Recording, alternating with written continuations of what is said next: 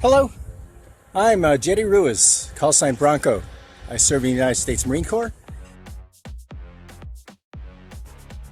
And right now, I'm an instructor with the Escambia County School District at the Flight Adventure Deck, Naval Air Station, Pensacola.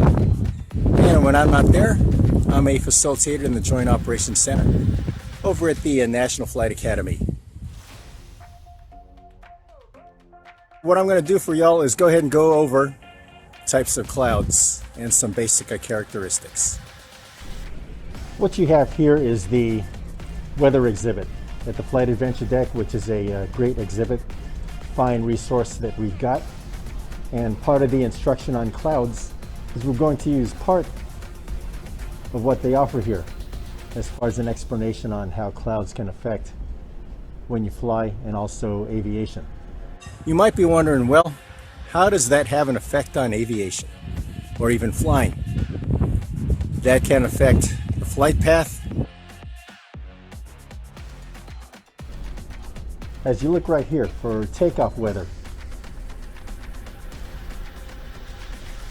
as this says, fog or even low-lying clouds, they create low ceilings and poor visibility, which can make it difficult or dangerous to take off.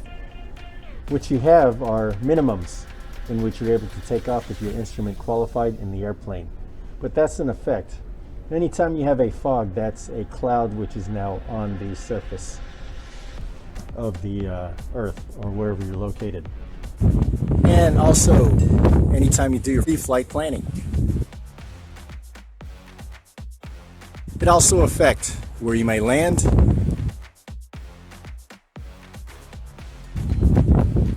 because there could end up being a thunderstorm at the location where you want to land.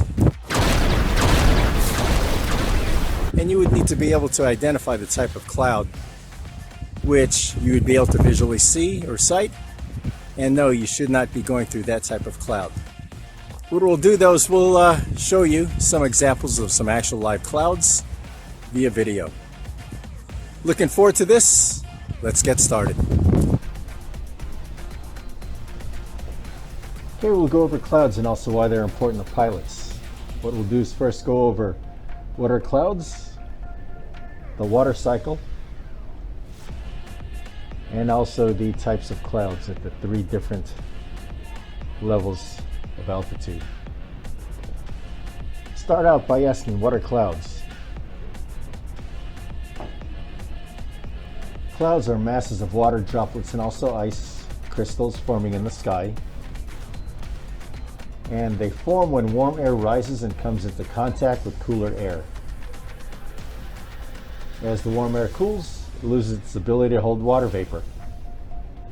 Some of the water vapor condenses into minute water droplets, forming clouds. Part of that you can see right here. Warm air rises, it gets cooled, then it forms the clouds. We'll get into more of that in a little bit. What the clouds do is they give pilots and others who monitor the weather an indication of air motion, stability, and moisture. Clouds are divided into three basic types: high clouds, middle clouds, and low clouds. And your different types of clouds, they give information about the weather. Heat clouds form when pockets of warm air drift upward, while layered clouds are created by moist air moving horizontally between cool layers. White puffy cumulus clouds are associated with warm, sunny days. High cirrus clouds mark the approach of a weather front. Right here you've got the water cycle. We'll explain what's going on. In the water cycle,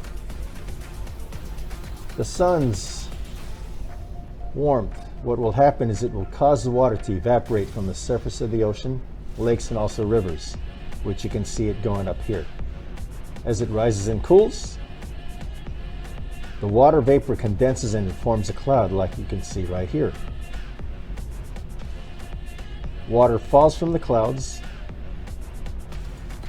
as rain, snow, or even sleet or hail, returning to the Earth's surface, as you can see right here, and completing the water cycle. In this case, it returned back to the ocean.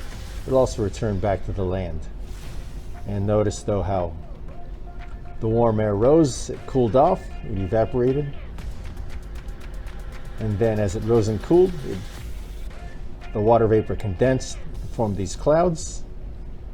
Then water falls from the clouds as rain or snow, and it returned back to the Earth's surface.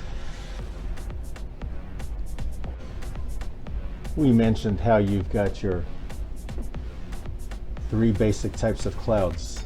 You've got your high clouds, middle clouds, and low clouds. Your low-level clouds are below 6,000 feet. In this case, you've got your cumulus, which look puffy like cotton balls, stratocumulus, which are layered. You see it layered here, and also some puffiness similar to the cumulus cloud, and also stratus, which is layered. Stratocumulus is a combination of both cumulus and also stratus. This cloud can go from near the ground all the way up to above 50,000 feet. It's your cumulonimbus clouds, which you get a cumulonimbus cloud, you don't want to fly through it because of the thunderstorms. Okay, so below 6,000 feet is your low level clouds. Mid-level is 6,000 feet to 20,000 feet.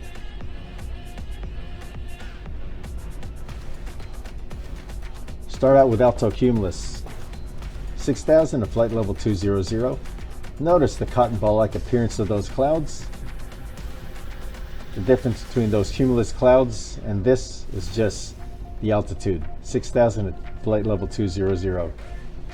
The altostratus clouds, 6,000 to 20,000 feet. Notice how it's layered, and then notice how this is layered. Again, altostratus, difference is the altitude. Now you've got cirrocumulus above flight level 180. Just quite a few cumulus clouds, cotton ball-like appearance. Then you got your cirrus, which are thin and wispy, hair-like, feather-like. That's what they look like above flight level 180. Then you got your cirrostratus. Again, it looks like a stratus cloud. The difference is the altitude. It's layered, just like your stratus clouds at the lower levels. Cirrostratus, altostratus, and then stratus.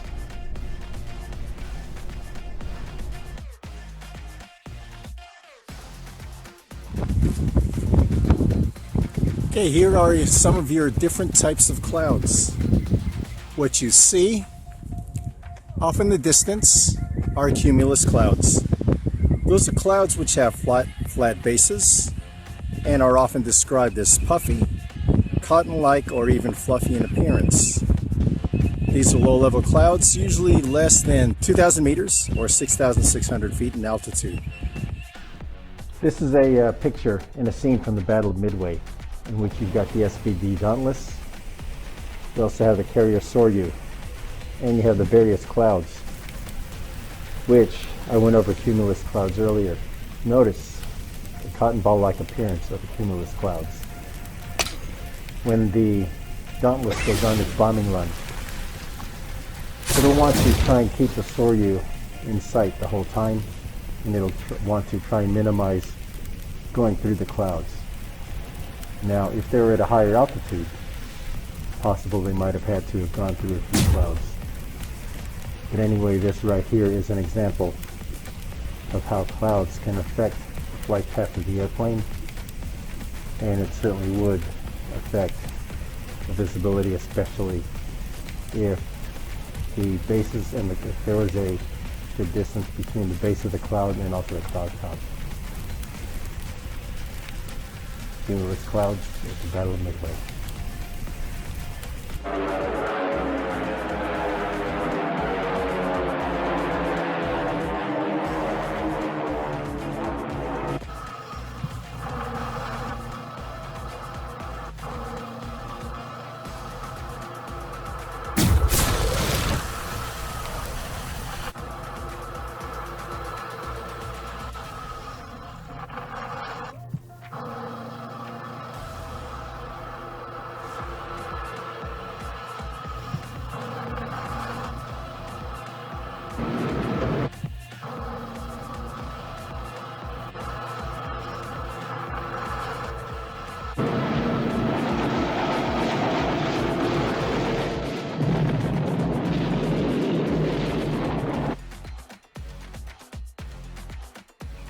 But the cumulus clouds, again, they've got flat bases, and they're puffy and also cotton-like or fluffy in appearance. Cumulus clouds.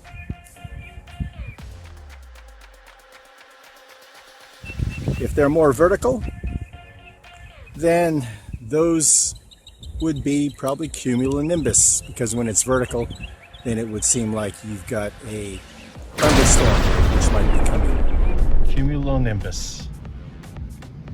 This is what it looks like. You see how it's vertical, how it goes up and down in the cotton-like shape. Cumulonimbus. Watch out. Precipitation is sure to follow. These thunderheads foretell tornadoes, electrical storms, heavy rains, hail, sleet, and snow.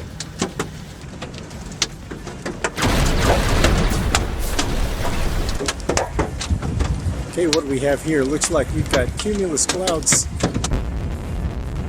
but because you can see the dark, possibly cumulonimbus, but I can't see the how high the clouds might be going.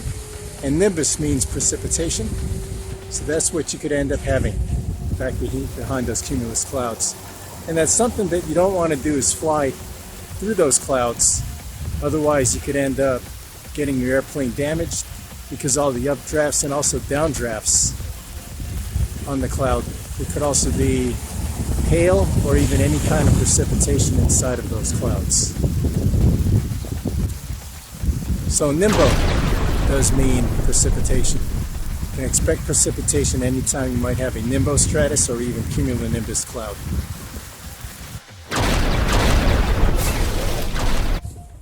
Another cloud that you can see as you look, what you can see are stratocumulus. Those are typically below 6,000 feet, and they have large dark rounded masses, usually in groups, lines, or waves, being larger than those in altocumulus. Lower height, usually below 2,000 meters.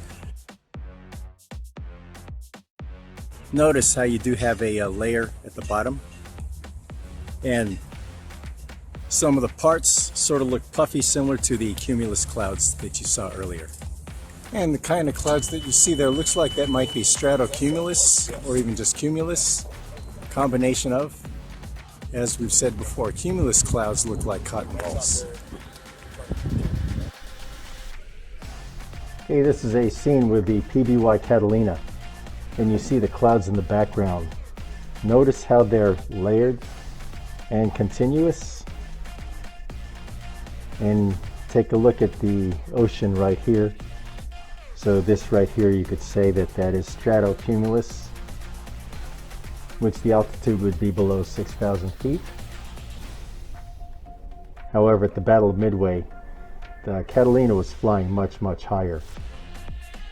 And this could be a scene in which the Catalina is looking for the German U-boats or even submarines.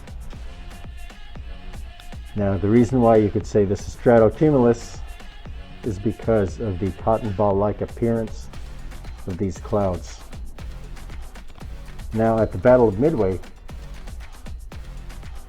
Strawberry 5, which was a PBY Catalina, it went and hid in the clouds when it saw the formation of Japanese aircraft when they were en route to Midway Island.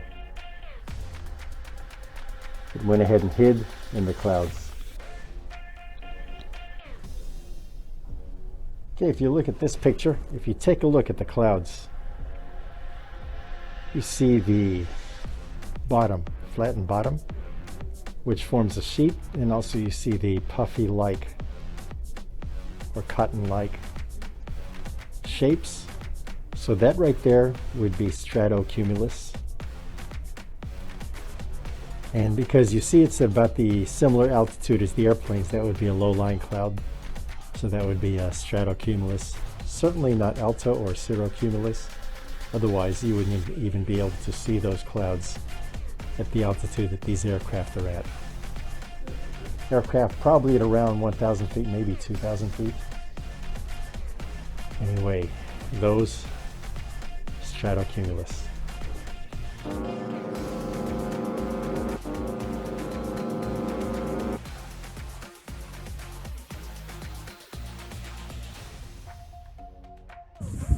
Okay, if you look off into the distance, you can see the sun. But anyway, notice the sheet-like characteristics of those clouds.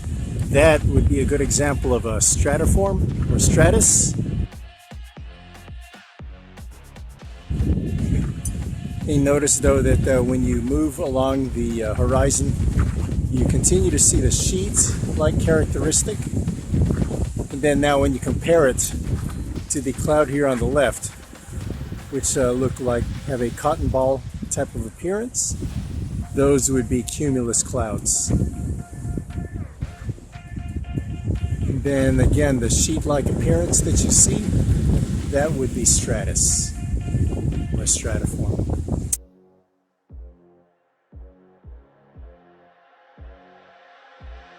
Altocumulus, which look right here, you can see the cotton ball-like appearance.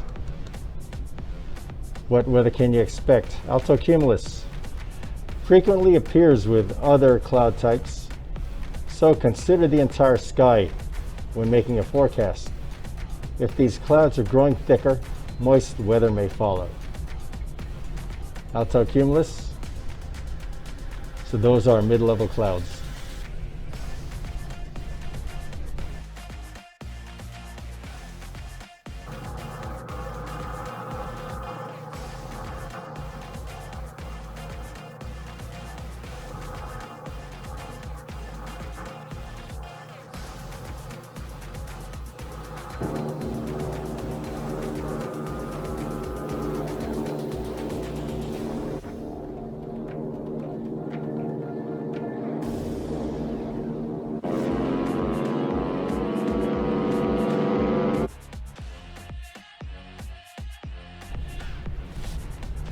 Altostratus, which you can see right here. You'll see the sheet-like layer,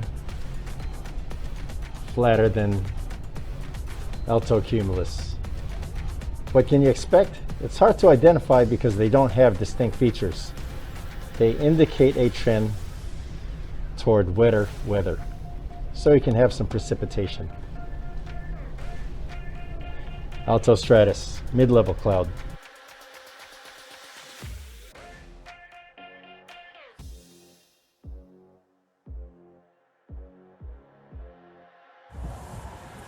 The next cloud type that you can see off in the distance are the cirrus clouds.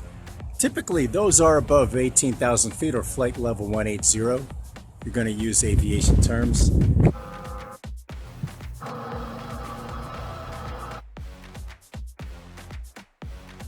And they're characterized by thin, wispy strands, or which may even look like a curling lock of hair, and feathery clouds. So if you look up in the sky, and you see any clouds which look feathery and very high, then those are cirrus clouds. Okay, further look here. These are probably cirrus clouds, although you can't really see them that well. But I'm also basing it off of the altitude that these fighter aircraft would be flying, especially if they're in a dogfight. They wouldn't be very low. And these would be typically above flight level 180, and since it looks like they're slightly below, it's possible those could be higher than flight level 180 or 18,000 feet, but they would be thin and also wispy, sort of like hair and also feathery like. Cirrostratus, high level cloud, high altitude cloud. Here's cirrostratus. What can you expect? Cirrostratus clouds, they can indicate a large-scale moisture system is going to arrive, which you can see right here, high altitude clouds.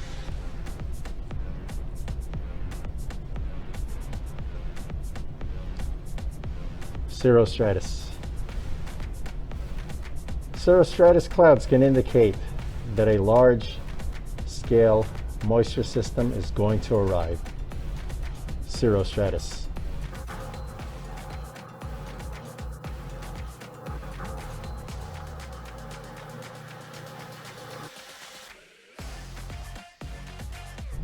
cirrocumulus.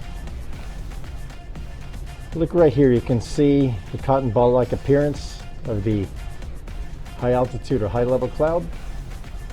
What can you expect? A smaller isolated cirrocumulus cloud. It's insignificant, but widespread layers and also patches, they indicate instability. Cirrocumulus. What you see right here are fighter aircraft, the F-4F Wildcat and the Japanese Zeros. Normally they would be fighting at a higher altitude. So if they're above flight level 180, then these would be cirrus in the cirrus category. And when you take a look right here, you see the cotton ball-like appearance. So it looks like those would be cirrocumulus. And then when you take a look at these clouds, you also continue to see the cotton ball-like appearance. So cirrocumulus. But then when you look right here, you see how it's wispy, sort of like hair-like or feathery. That right there could just be cirrus clouds. But again, that's also dependent on the altitude. If you're at the mid-level, say 6,000 to flight level 200, then those would be altocumulus clouds. And normally these fighter aircraft, they would be at a higher altitude. And as we said, you got the Japanese Zeros here and the F-4 Wildcats here in section.